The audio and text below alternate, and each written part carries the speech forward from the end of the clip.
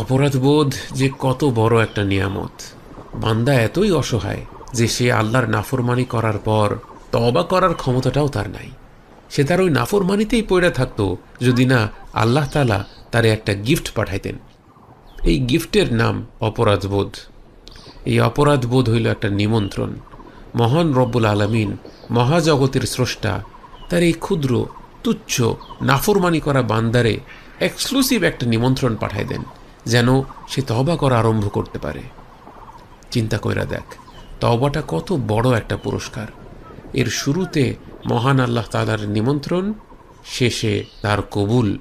শুরুতেও আল্লাহর রহমত, শেষেও আল্লাহর রহমত, মাঝখানে আছে এক পাপী বান্দা এক ফোঁটা মাগফিরাতের আশায়।